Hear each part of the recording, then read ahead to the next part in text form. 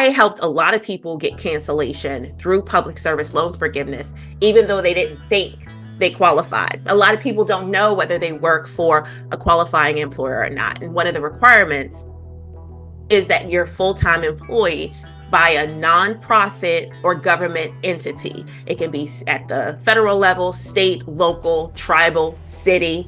And so that's the employment requirement. And a lot of people don't know that. And I say this, if you like your job or you plan, if let's say you are working in public service, if you like your job or you don't plan on going anywhere else anytime soon, and you've been in repayment, why not?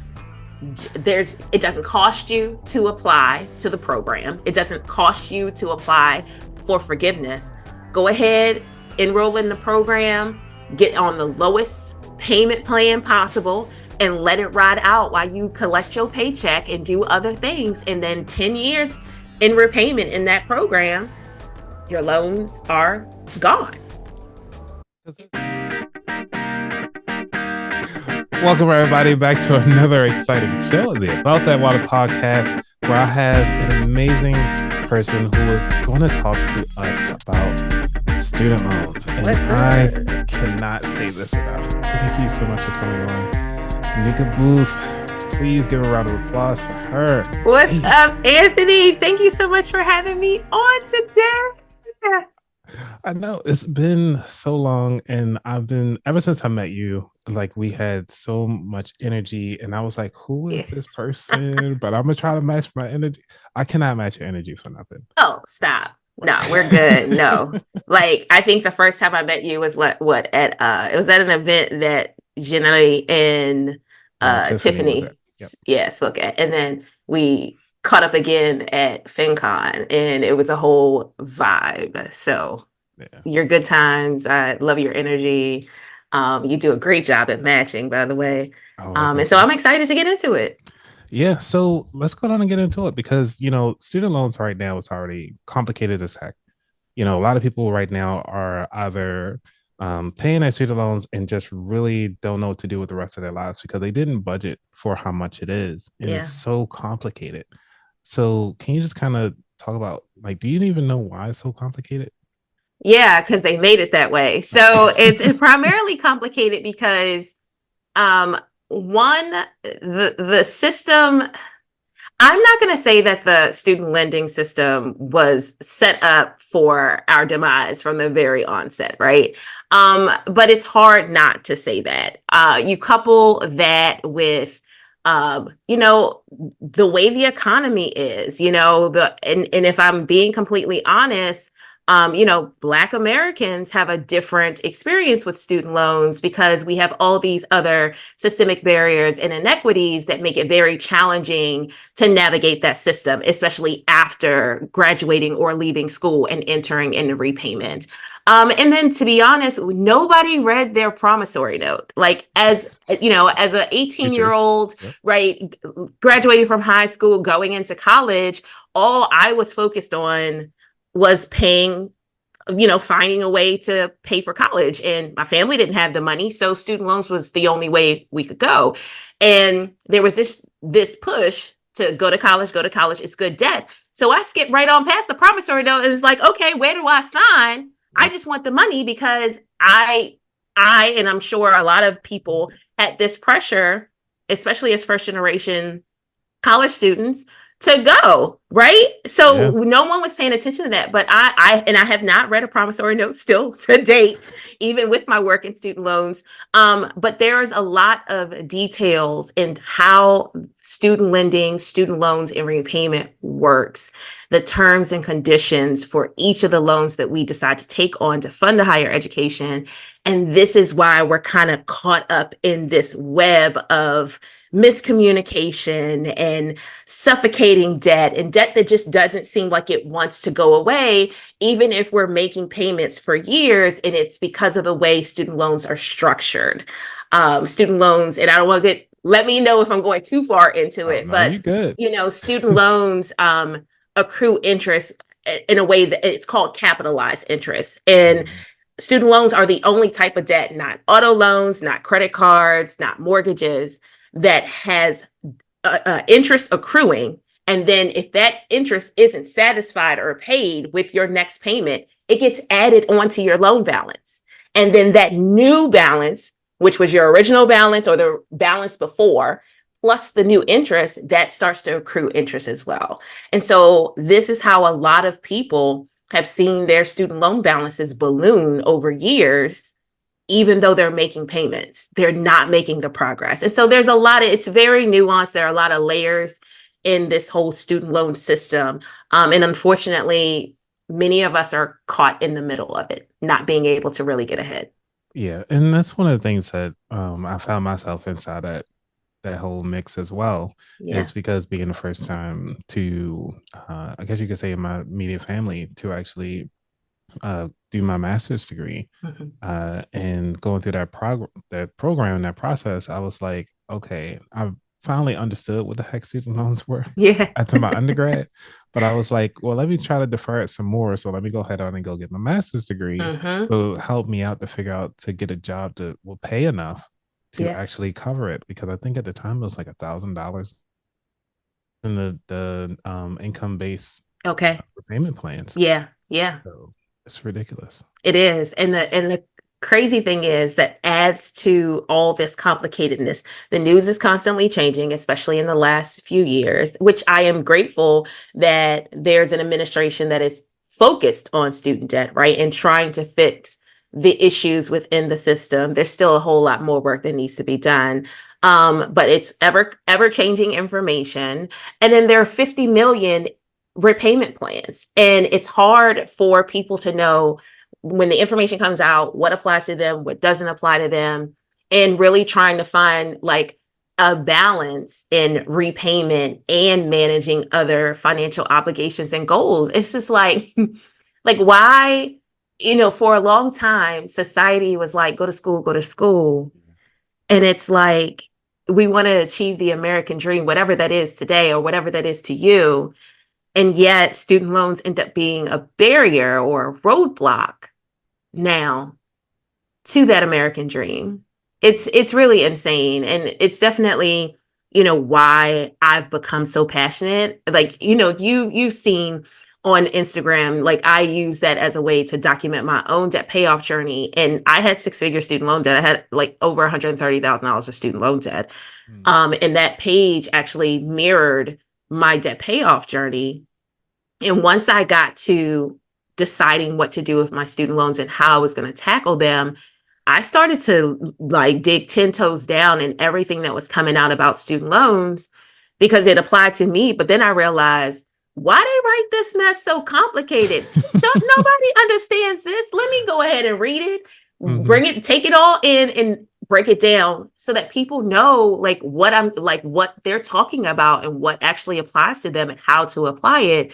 But not everybody's doing that. And unfortunately, there's still this gap where there are people without this information or with misinformation. And so obviously I'm going off on a tangent, but I appreciate you handing me the mic so that I, to utilize your platform to get this information out because we're talking 40 million people Yeah. like with student loan debt who are in need of some type of relief.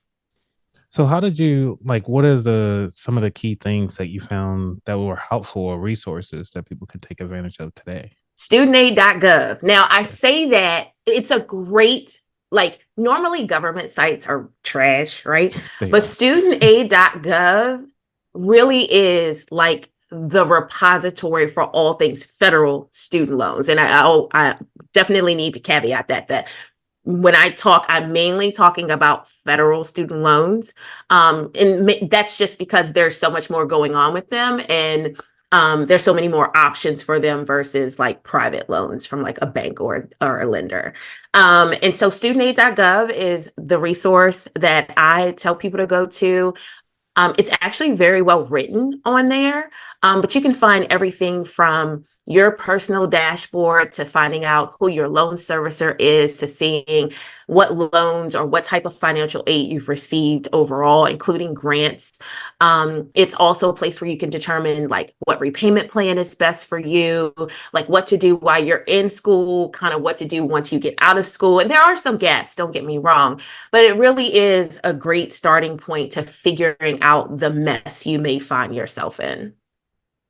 Yeah, and I found it pretty helpful. Talking about like at least when the Save program came out, and I was Yeah, like, oh, let me try this out versus yeah, the other one because it's a little cheaper. But yep, it seemed like with my finances the way they are right now, I might need to go yep. back to them and have them reevaluate that price. Yep. Now, but I will say this though, for anyone who, including you, for anyone who is on Save or thinking about Save, there is an element of Save that's going to kick in July of this year where the discretionary income calculation or percentage like is going to get lower, which means that your payment, your monthly payment is likely to become lower. So it's going to be, so like if you have undergraduate loans, the discretionary income will be like 5%. So discretionary income, for anyone who doesn't know, it's like money left over after taxes and essentials. Like it's your take home pay, and then after you pay your essentials like housing and food, like that's discretionary income. And that's what they base your payment on. So if you have undergraduate loans, it's going to be based on 5% of your discretionary income. And if you have graduate and both undergraduate and graduate, it'll be a average between 5 to 10%. So people could actually see their balances, their student loan payments get lower come July. So just keep that in mind too. All right, I'll keep that in mind because also one of the things that I'm trying to take advantage of, which is the PLSF program.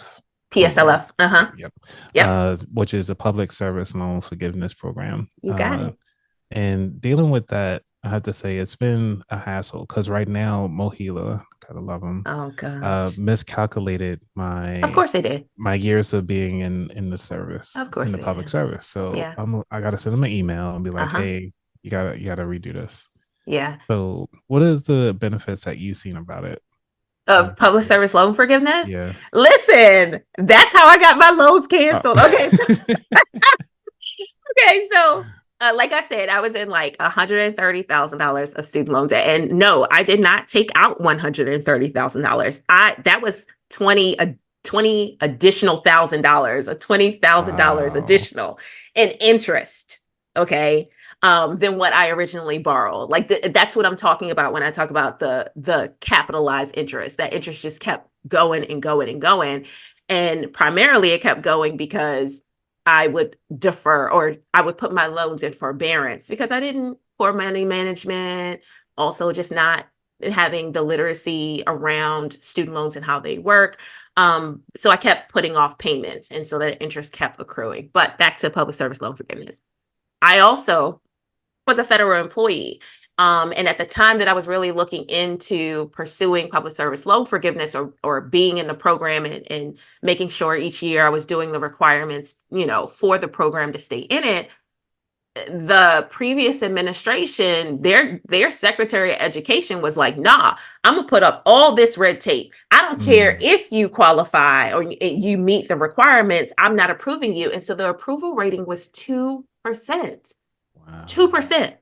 So I just learned on a White House briefing recently that before President Biden, not campaigning, but before President Biden came in, I want to say like a few thousand people, maybe like 2,000 or 7,000 people actually got approved for, and the number could be smaller, I could be misquoting, but obviously there's been a lot more. So fast forward, the Biden administration had announced a public service loan forgiveness waiver in October of 2021.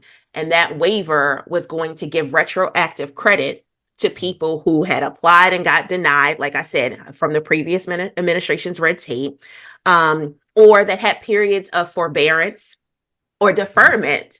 And as a result of that waiver, I got public service loan forgiveness. So I got a total of $133,375 canceled, and that happened in January of last year. Wow, So for congrats. anyone, right? Thank you. So honestly, one of the questions that I get a lot is, oh, does this apply to me and is it worth it? Well, here's the deal.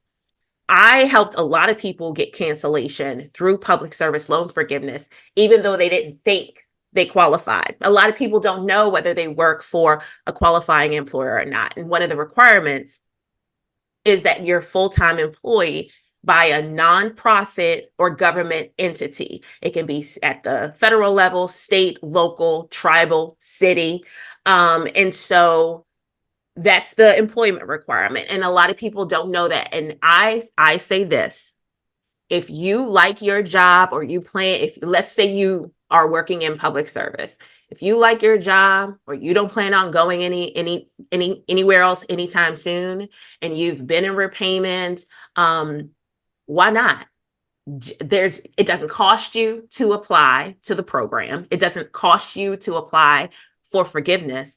Go ahead, enroll in the program, get on the lowest payment plan possible, and let it ride out while you collect your paycheck and do other things. And then 10 years in repayment in that program, your loans are gone, 'Cause interest and all. I'm trying to think of like some people who might work in like for the private sector, Yeah. but they also support the public sector. So like Yeah. say like government contractors, do they qualify for the PIA? Maybe. And so this is a bit nuanced, and I may not have all the details, but I can point you to studentaid.gov, right? because that's where all the information is. Right. So recently, the administration changed some of the employment requirements around adjunct faculty teaching at colleges or universities on a part-time basis, as well as contractors. But the thing about the contractors, like the people who support nonprofit or public service organizations, it's a state specific thing. So, for example, if your state that you work in does not allow those public service organizations or nonprofits to hire directly to carry out their mission, and they have to contract it, then you may qualify for public service loan forgiveness or the program itself and or the forgiveness. But that's going to be based on your state's requirements for direct hire. I know that probably wasn't enough information, but you can go to studentaid.gov under PSLF to find out more detail. And that's a relatively new feature. And I don't personally know anyone who's been able to benefit from that yet. Got you. Yeah. All right. Well, thanks for that. Because I'm gonna actually take a look into that because I've definitely been contracted for some time. Yeah. Please do. Right. Yeah. And I'll keep you posted because you've been at the White House, White House correspondents and everything like that out there stomping with the big dog commander in chief. How was that, by the way? It was, it's surreal. And okay. I do this thing, vulnerable moment. I do this thing where, and I'm sure it's a trauma response. It's definitely from childhood. Okay. I do this thing where something good can happen. And I don't intentionally downplay it, but I don't stand in the moment. Like I don't take the time to really take it all in. I just move on to the next thing. And so I'm going to answer your question as if I stood in the moment. It was amazing. So I've actually been to the White House twice. So the first time we were in the Rose Garden. It was a beautiful day. We were in the Rose Garden. There were a couple other personal finance experts that were there. And President Biden spoke on like his hidden junk fee initiative. And then the second time I went, it was more intimate. We were in the state dining room and I came this close. I mean, that man was right in front of me and I probably should have put my hand out to just say, hey, thanks for your work in the student loan space. I didn't, but it was so cool. And then I've been on a couple of virtual briefings since then with like senior leaders in economics and certain policies since then. So it's actually pretty cool. I do like being able to say I'm a regular invitee, to the White House or White House events. Mm, But honestly, it's not, there's not anything special about me in that. What it is that the White House, government in general, is realizing people get their information from people they trust. And yes. that's not always news, right? That is social media. And while there is, you know, things, misinformation that can be spread through social media, there's also people like us who are, trying to improve financial literacy and empower people in their money decisions. And so, that's probably the real reason why they invited me to the White House. But Okay. it's a great feeling nonetheless, and definitely something I'm happy to put on my resume. Awesome. Right. Because I was up here looking like, what? She's summoned in the White House. I can't even say hi.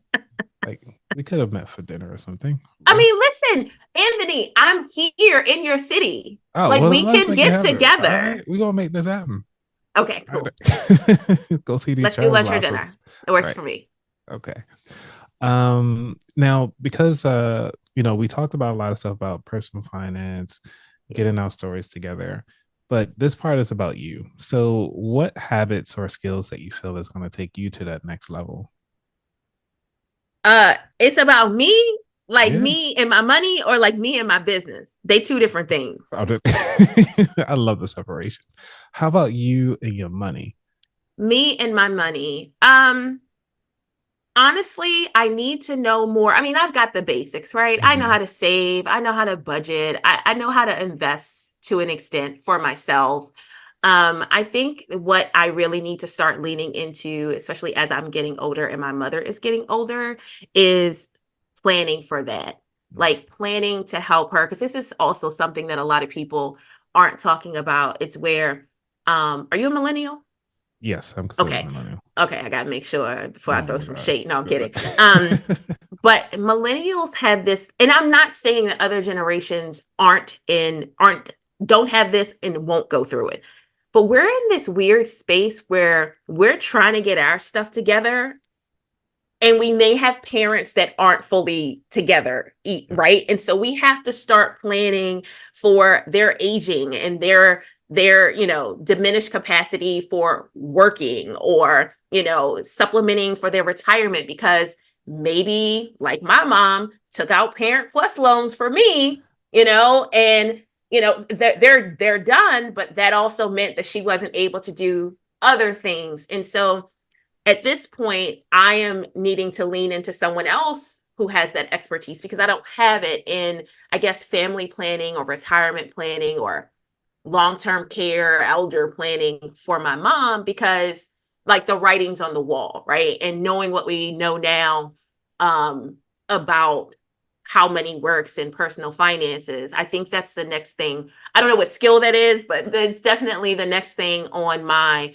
list of things to you know, get more information about and start planning for, because I'm gonna have to. Yeah, because Yeah. I have interviewed several people who do the retirement planning and also have resources for people who are getting to that, uh, as you say, that mindset or that stage in life. Yeah. And I call it really the sandwich generation, where Yes. you're taking care of your parents, but also you got some people who have kids. You got to take care Yeah. of the kids too. So you're taking care Yep. of a full household. And it's Yes. usually around the people that are in their 40s, their mid 40s, early 50s. No matter how the needle stays the same. It's just like Yes. how you move along in your stages of life. It's just some Yeah. reason around that time frame, you're in that sandwich generation. Yeah. And we all gonna go through it. We It's just a are. matter of like how you want to handle it. Yeah. And I guess maybe because I'm a millennial, I'm an elder millennial, but Mm. I see it in my peers too. Like, I see it in my friends, and it's like what we talk about all the time. Like, adulthood is the worst hood. Tell me about it. Like, yo, bills at the bills. And Yeah. I'm like, yo, I even forgot about that bill. Oh Yeah. yeah, you need to Yeah. keep electricity on. Yeah. But when it comes to my own finances, I am very much, I just opened my first, well, not my first, but I just opened a solo 401k. Hey, there you go. Right. So now I get to take some of the business profits and I get to invest them for retirement, both as the owner of the business and as the employee within the business. And Nice. so that's really what I'm focused on. I couldn't, a couple of years ago, I wouldn't even be having this conversation with you about like planning for my mom's retirement or opening a 401k for my business because I was so saddled with debt. I was so debt constrained. I couldn't see through that, right? All I saw was the debt, and it was such a hindrance for me being able to do other things, especially, long-term wealth planning. And so, yeah, I'm standing 10 toes down, as the young folks say, The in young both my folks. retirement as well as preparing for my mom's transition out of the workplace. Got you. And I'm sure you're going to document that journey as well. Absolutely. I will. As before we recorded, I just want to say again, I love the hairstyle. Thank It's you. great. It suits you. Thank you. So anything you want to leave the audience before we dive into the final four questions? Yeah. So aside from student loans, if you happen to be sitting there, you've got debt, you don't know where to start, I've got 3 tips for you. First and foremost, sit down and create a budget. I know a lot of people don't want to do that. They don't like to call it a budget, call it whatever you want to call it a spending plan, but it gives you permission to use your money. And that'll just give you an idea of where your money is going, whether you need to cut some things out or whether you need to increase your income. And sometimes it's both. That's one of the things I ended up doing when I was on my debt payoff journey. The other thing is really to sit down and come face to face with your debt total. I remember personally avoiding the mail, avoiding phone calls, but it's not going to go away until you make it go away.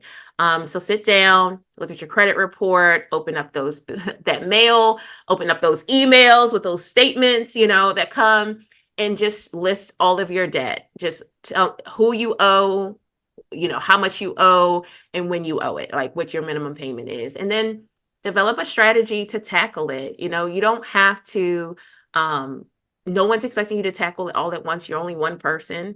I had a mountain of 6-figure debt, and I'm one person. And I was going to take my time. It was going to take me however long it was going to take me to pay that off. But you can decide to tackle your smallest debt first and then move on to the next, or tackle your debt with the largest or highest interest rate first. Just choose a plan. It's okay if you switch it up, but those are like 3 steps that I give people to start that process of paying down the debt. Because the more debt you pay down, the more cash flow you have and freedom you have to use your money the way and how it matters to you. I mean, my name is Debt Free Gonna Be, and that's a declaration. It's a declaration for me and you. You're gonna be debt free. So I just wanted to share that because I know that there are people listening who don't know how to start or are intimidated to start, but it's starting is the most crucial step. Definitely. Yeah, that number two, your number two was an eye opener for me because that's one of the Yeah. things that got me started on my whole journey was, you know, I need to really see what it say. I wanted to cry about it, Yeah. but crying isn't gonna pay the bills. So No. yeah, you gotta figure out a plan, make that plan. And that's where I did your number two first, then did number one, and then doing Okay. number three. Yeah. Yep. That's cool. Yeah. As long Um, as you get it done. right. Yep. That's the plan. All right. So you ready for the final four questions? I think so. All righty.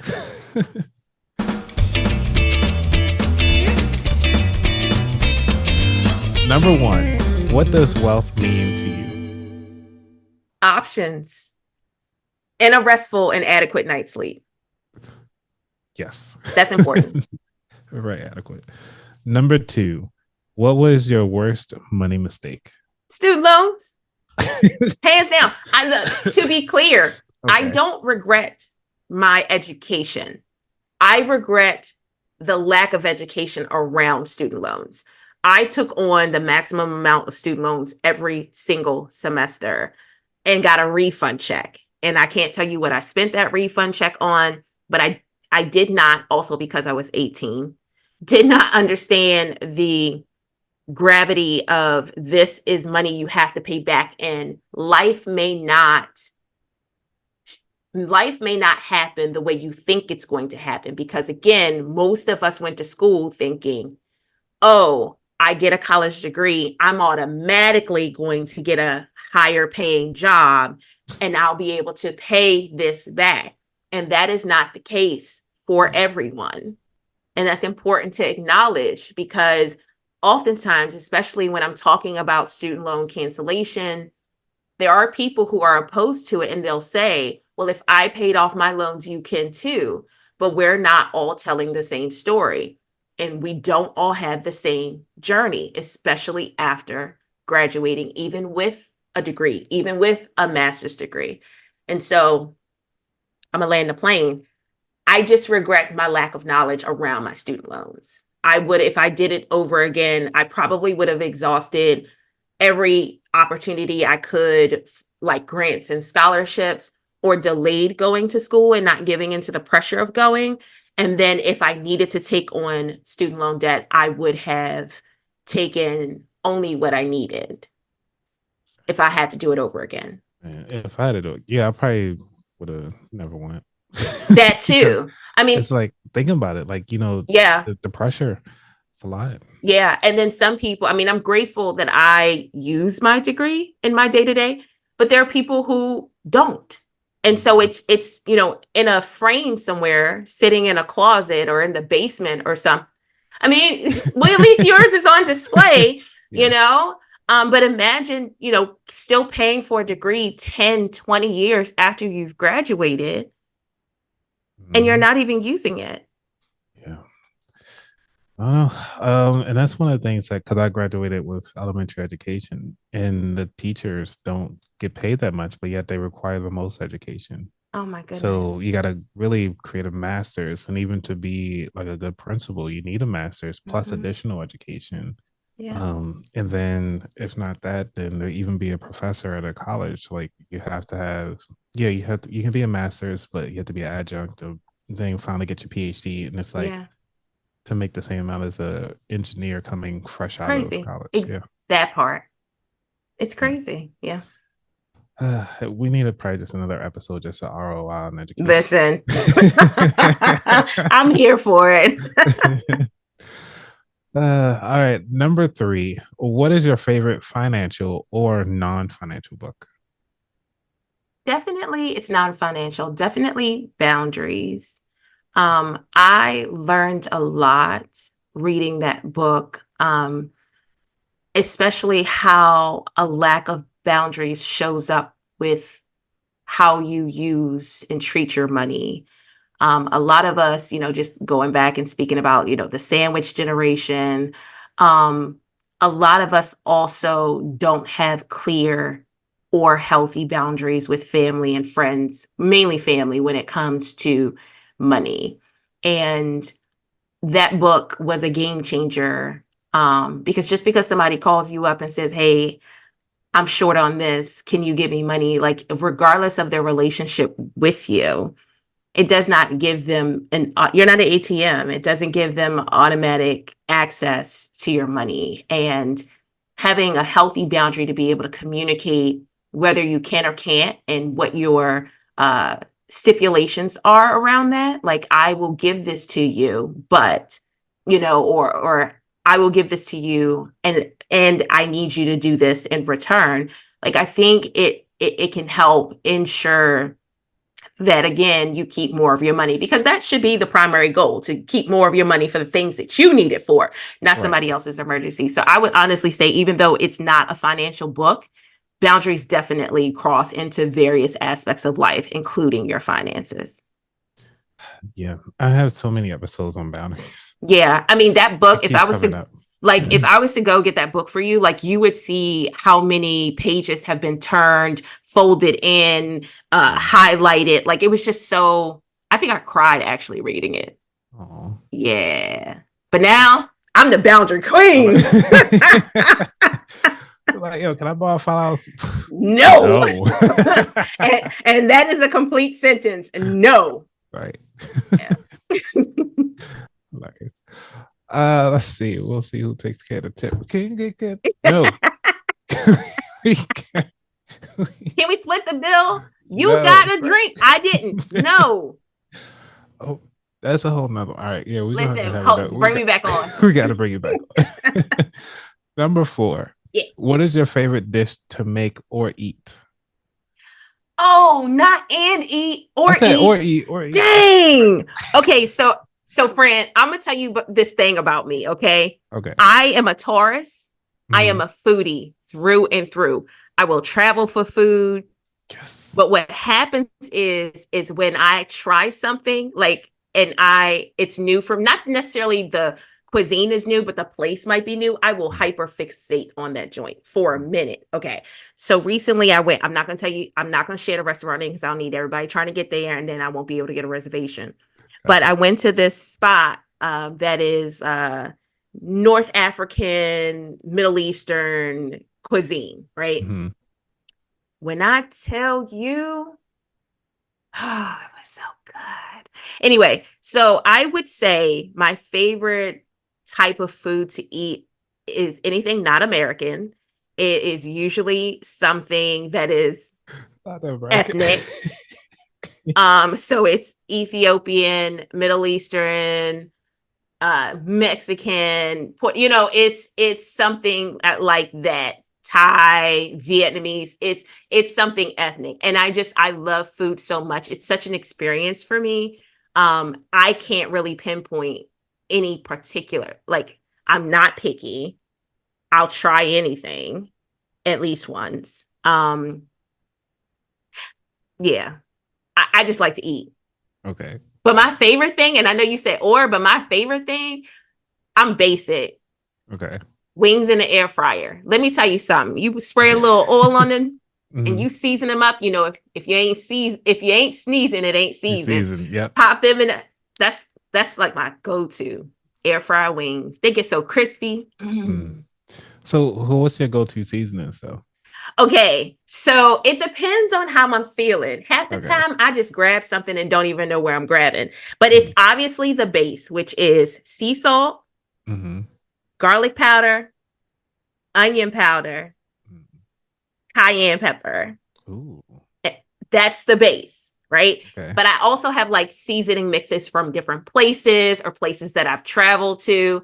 And I might throw that in there. You got to be careful though, because you don't want it to be too much sodium. But I'll mix things. At Trader Joe's has good seasonings. I've got some seasonings that a best friend of mine brought me back from Morocco. Listen, just mix it up, experiment. So I don't really have a favorite combination, but that base is always there. I like a little heat and it's got to be seasoned. Okay. All right. Well, like she said, y'all, if you ain't sneezing, it ain't seasoned. So make sure y'all y'all take some photos. If y'all listen to this episode and y'all gonna cook y'all air fryer chicken, I want to see some photos. Tag both of us. 15 minutes on 380 and then additional 5 minutes on 400 to give you the crispiest, moistest. If there's a word, right. Chicken wings. Let me tell you, so good and perfect every single time. I never thought about changing the temperature for the different times. Okay. Yep. Okay. It's even the best for last. It's that 5 minutes at 400 that makes it crispy because they're already cooked by the 15 minutes at 380. Right. But you take it up for 5 minutes. Yep. All nice and crispy. We on it. Man.